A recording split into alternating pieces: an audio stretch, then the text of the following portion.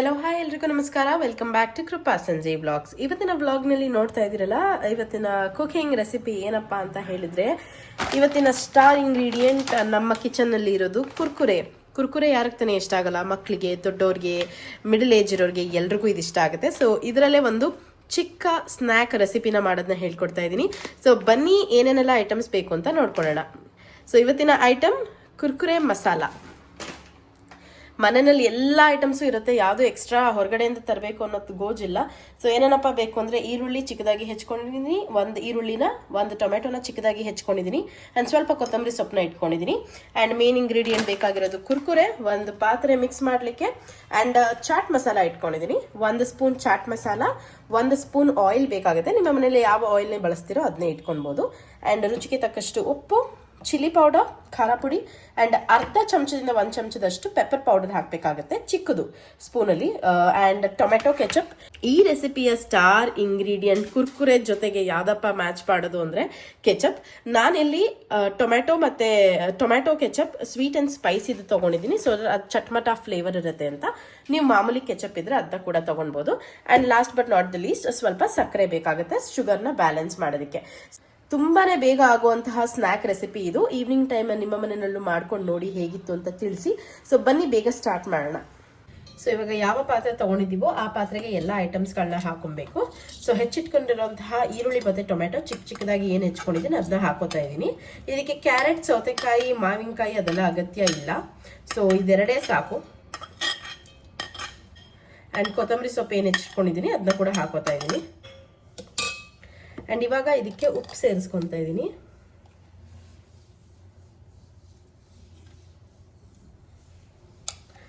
ರುಚಿ ಎಷ್ಟು ಬೇಕೋ ಅಷ್ಟು ಉಪ್ಪು ಹಾಕೊಳ್ಳಿ. ಆ್ಯಂಡ್ ಖಾರದ ಪುಡಿ ಒಂದು 3/4 ಚಮಚದಷ್ಟು, ಚಮಚ ನೋಡ್ಬೋದು ಈ ಸೈಜ್ ಇದೆ.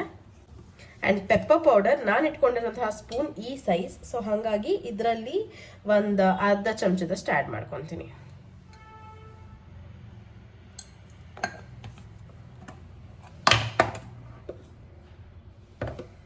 ಇವಾಗ ಚಾಟ್ ಮಸಾಲ ಇದನ್ನ ಕೂಡ ಒಂದು ಅರ್ಧ ಚಮಚದಷ್ಟು ಆ್ಯಡ್ ಮಾಡ್ಕೋತೀನಿ. ಆ್ಯಂಡ್ 1 ಸ್ಪೂನ್ ಅಷ್ಟು ಆಯಿಲ್, ಟೀ ಸ್ಪೂನ್ ಲೆಕ್ಕದಲ್ಲಿ 1 ಟೀ ಸ್ಪೂನ್ ಅಷ್ಟು ಆಯಿಲ್.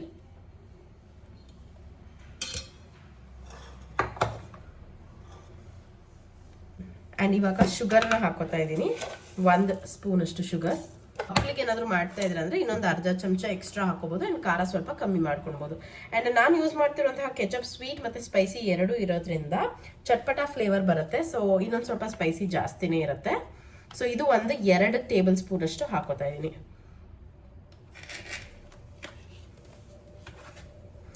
ಆ್ಯಂಡ್ ಇವಾಗ ಎಲ್ಲ ಐಟಮು ಆ್ಯಡ್ ಮಾಡಾಗಿದೆ. ಇವಾಗ ಚೆನ್ನಾಗಿ ಒಂದು ಮಿಕ್ಸ್ ಕೊಡೋಣ.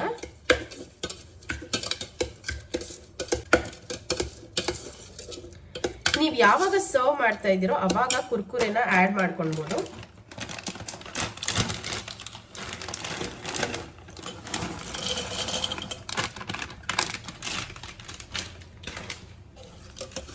ಸೊ ಇವಾಗ ಒಂದು ಮಿಕ್ಸ್.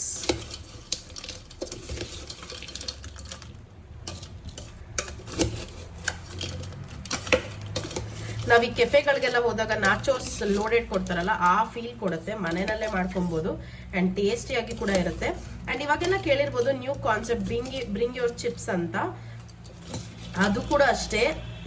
ಆಕ್ಚುಲ್ ಆಗಿ ಇನ್ವೆಸ್ಟ್ಮೆಂಟ್ ಅಂತ ಅಂದರೆ ವೆರಿ ಲೆಸ್, ಬಟ್ ಎಷ್ಟು ಪ್ರಾಫಿಟ್ ಮಾಡ್ಕೊತಾರೆ. ಇದನ್ನ ನೀವು ಮನೆಯಲ್ಲೇ ಮಾಡ್ಕೊಳ್ಬೋದು. ನಾನಿವತ್ತು ಕುರ್ಕುರೆನ ಆ್ಯಡ್ ಮಾಡ್ಕೊಂಡು ಕುರ್ಕುರೆ ಮಸಾಲ ಆಗಿ ಮಾಡ್ಕೊಂಡಿದ್ದೀವಿ. ಸೇಮ್ ನೀವು ಇದಕ್ಕೆ ಇನ್ನೊಂದಷ್ಟು ವೆಜಿಟೇಬಲ್ಸ್ ಆ್ಯಡ್ ಮಾಡಿಕೊಂಡು ಬೇರೆ ಚಿಪ್ಸ್ನ ಬೇಕಾದರೂ ಆ್ಯಡ್ ಮಾಡ್ಕೊಳ್ಬೋದು. ಫ್ರೆಶ್ ಆಗಿ ಸರ್ವ್ ಮಾಡ್ತಾ ಇರೋವಾಗ ಚಿಪ್ಸ್ನ ಆ್ಯಡ್ ಮಾಡಿಕೊಂಡ್ರೆ ತುಂಬ ಬೇಗ ಮೆತ್ತಗಾಗಲ್ಲ. ಸೊ ನೋಡ್ಬೋದು, ಚಿಪ್ಸ್ ಮಸಾಲ ರೆಡಿ.